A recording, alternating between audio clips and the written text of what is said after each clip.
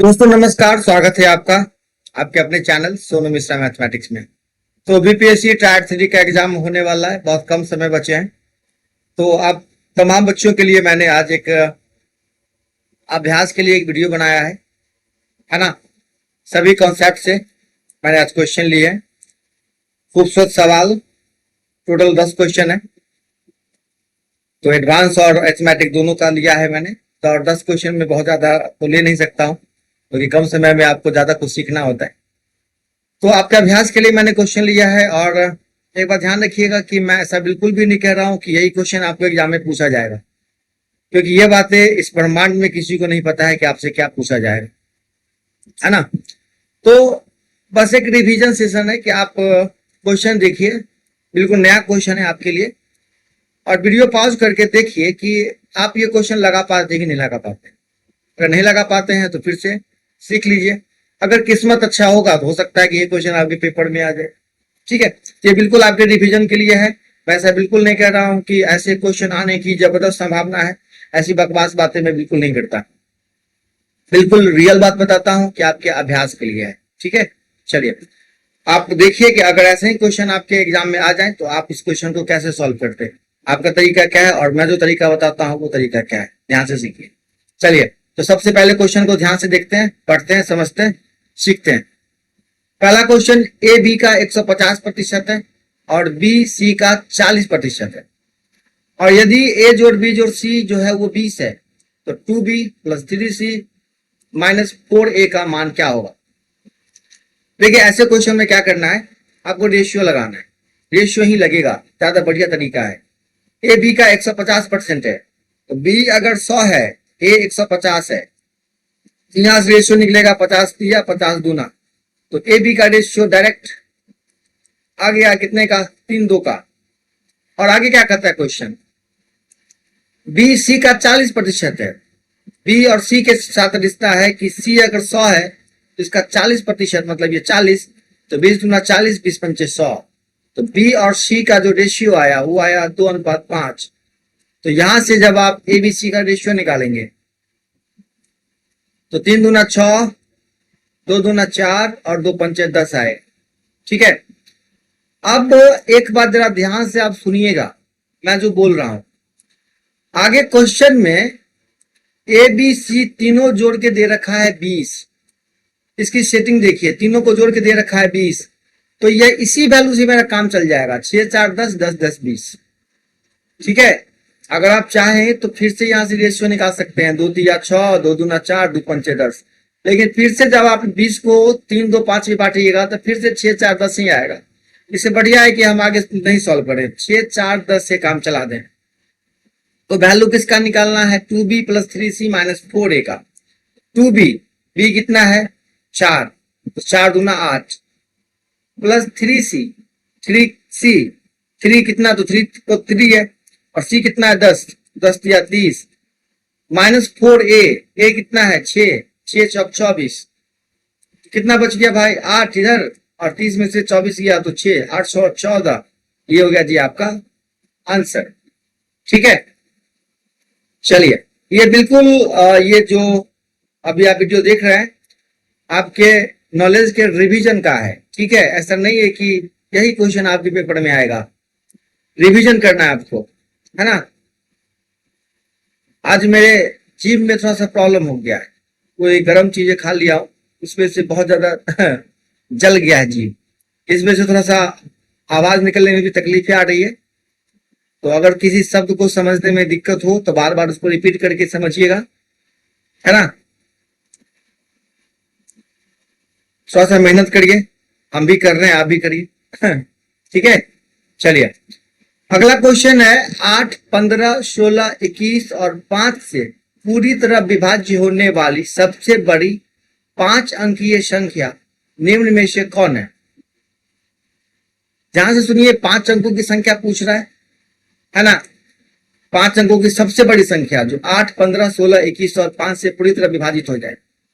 तो देखिए, एक तो है ट्रेडिशनल तरीका जो बच्चे बचपन से यूज करते हैं। आपको क्या करना है, 8 15 16 21 5 का एलसीएम ले लेना है और एलसीएम लेके 5 अंकों की सबसे बड़ी संख्या में भाग करना है। और जो भाग करके जो शेष आए तो शेष को क्या करना है, इतना में से घटा दीजिए।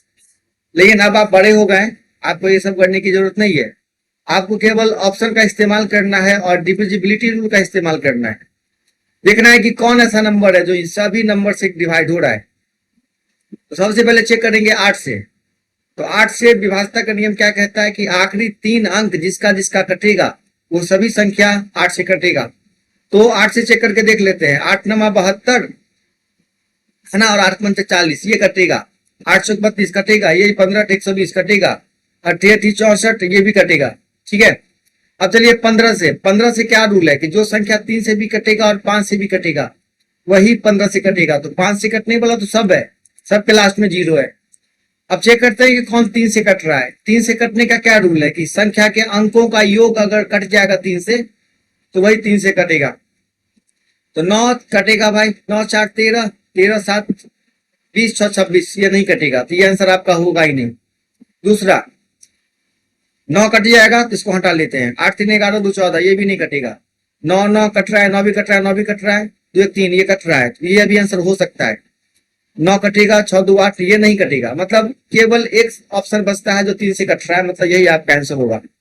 अगर ऐसा ऑप्शन होता कि 3 से कटने वाला एक और होता तो फिर आगे 16 से भी चेक करते, जो 16 से कटेगा वही आपका आंसर होता। ठीक है, तो संजोग है इस क्वेश्चन में कि दोनों से ही क्या हो गया, आंसर आपका निकल के आ गया सामने। चलिए तीसरा क्वेश्चन, ये नल और टंकी का क्वेश्चन है, ध्यान से पढ़िए। कहता है कि नल पी किसी टंकी को 6 घंटे में भर सकता है और नल क्यू भरी टंकी को 10 घंटे में खाली कर सकता है। यदि पी और क्यू दोनों नलों को एक साथ खोल दिया जाए तो खाली टंकी कितने समय में भरेगी। ये क्वेश्चन आप खुद से सॉल्व कीजिए। तब तक हम थोड़ा ऑक्सीजन ले लेते हैं।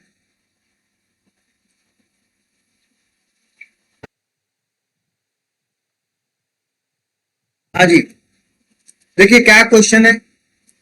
नल पी है, वो कितनी देर में भर सकता है, 6 घंटे में, तो भरेगा मतलब प्लस। ठीक है, और क्यू 10 घंटे में खाली करेगा, मतलब ये माइनस का काम करेगा। देखिए 6 10 का एलसीएम हो गया 30।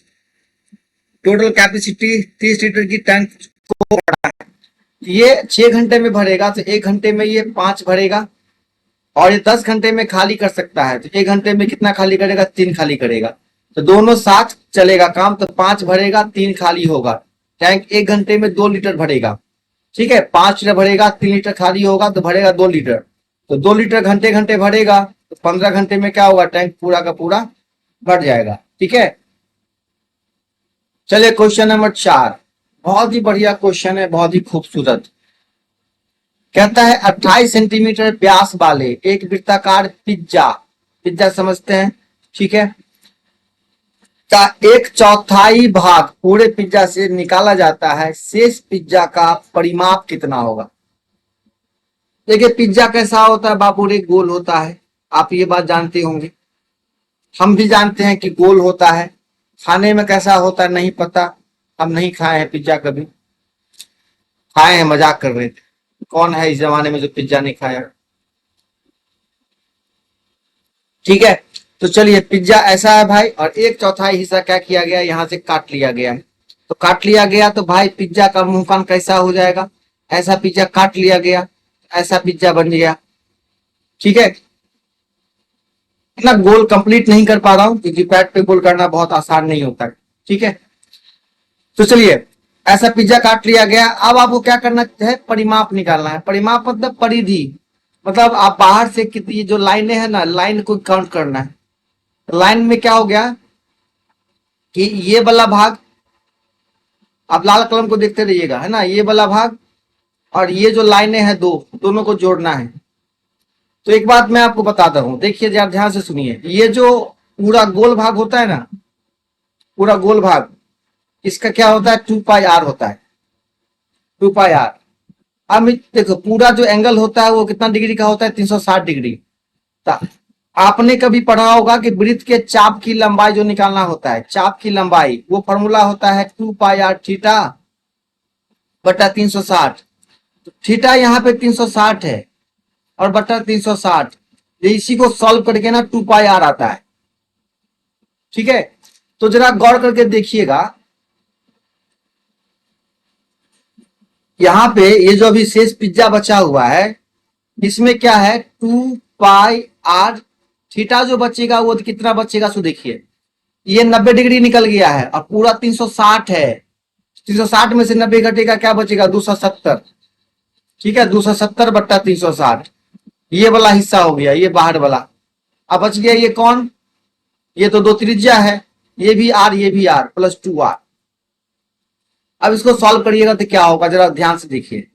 अब कैसे सॉल्व करते हैं तो व्यास कितना है भाई पिज्जा का 28 सेंटीमीटर। तो 28 सेंटीमीटर व्यास है तो त्रिज्या हो जाएगा कितना 14 सेंटीमीटर।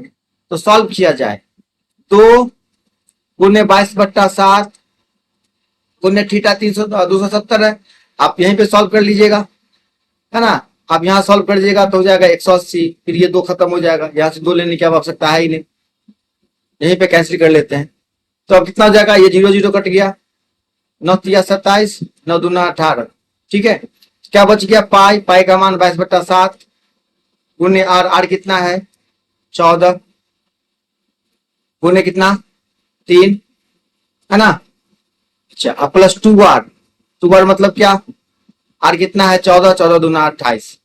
ठीक है चलिए अब यहां से कटेगा 7 2 = 14 1 2 तो बच गया नीचे 2 2 कट गया 22 66 और प्लस 28 66 68 कितना होगा 94 814 का 4 हाथ से ले 14 वाटे 9 94 हो गया जी आपका आंसर। कैलकुलेशन अगर मेरा वाला समझ में नहीं आया हो ना तो आप खुद से कर लीजिए कैलकुलेशन बस क्या है 2 पाई r थीटा कितना है 270 ठीक है बट्टे 360 और प्लस 2r ये टोटल परिमाप होगा किसका ये जो पिज्जा बचा हुआ है ऐसा जो कट पीस बचा हुआ है ये पोर्शन हो गया 2 पाई r थीटा/360 और थीटा हो गया 270 और ये वाला पोर्शन हो गया r ये भी वाला पोर्शन हो गया r प्लस r 2r। ठीक है चलिए आप खुद से भी कैलकुलेट कर सकते हैं 94 आएगा। अगला क्वेश्चन है प्रॉफिट एंड लॉस का। कहता है 20 वस्तुओं का क्रय मूल्य 16 वस्तुओं के विक्रय मूल्य के बराबर है तो प्रतिशत लाभ या हानि बतावे। कहना यह है कि 20 वस्तु खरीदते हैं जितने में उतने में 16 बेचते हैं तो यहाँ 4 वस्तु का प्रॉफिट हो रहा है ना। 20 पे 20 खरीदते हैं बेचते हैं 16 तो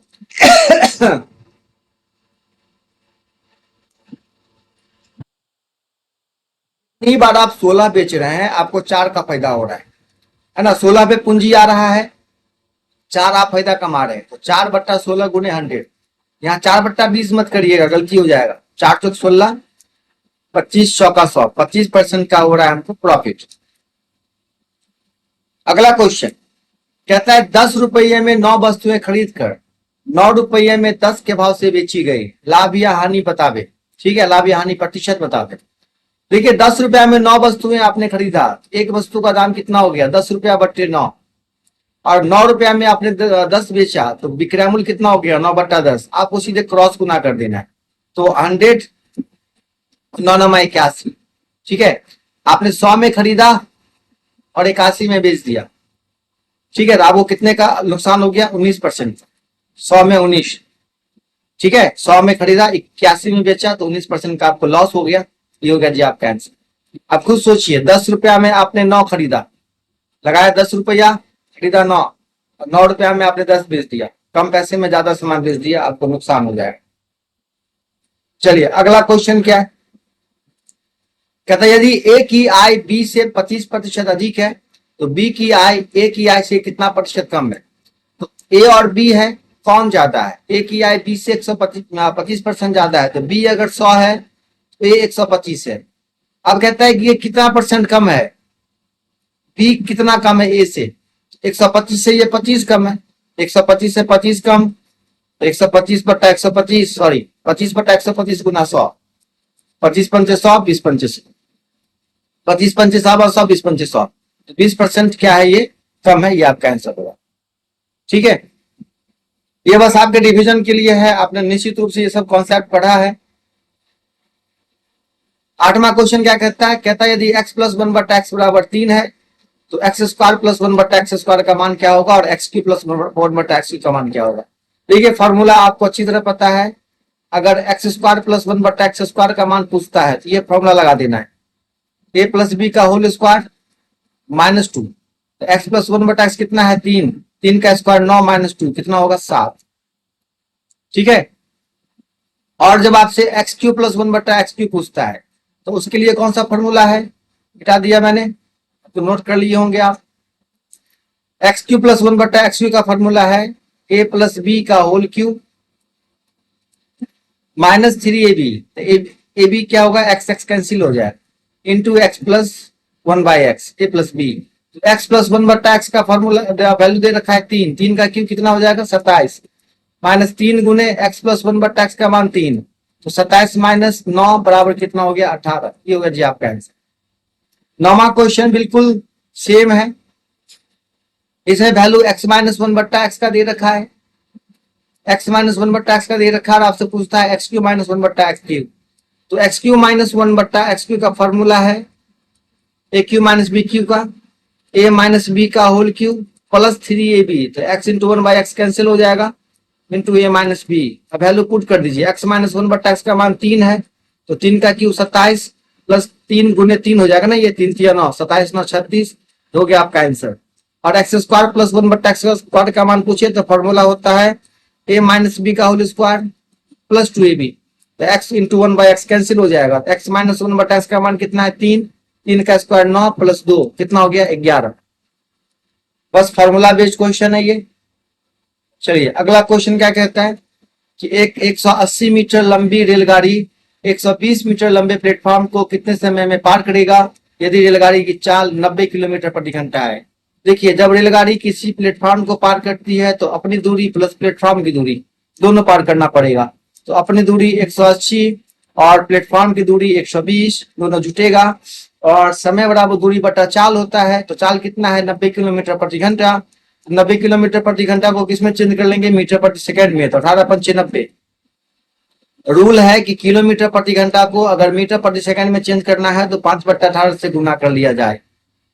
अब क्यों किया जाए है ना, ये सीखने का वक्त नहीं है, बस इतना ध्यान रखिए कि किलोमीटर प्रति घंटा को मीटर पर सेकंड में चेंज करेंगे तो 5/18 से गुना करेंगे तो 25, तो 180 और 120 कितना हो गया 300, 300 में 25 से भाग कर देंगे, कितना सेकंड लगेगा, और कितना लगेगा आप निश्चित रूप से कमेंट करके बताइएगा, तब हम समझेंगे कि आपने पूरा वीडियो अच्छे से देखा है। तो उम्मीद करता हूँ कि ये सारा रिवीजन हो गया होगा, और भी वीडियो लेके हम आएंगे आपके लिए, है ना, बहुत जल्द। फिर मिलते हैं अगले वीडियो में, तब तक के लिए tata bye bye, see you.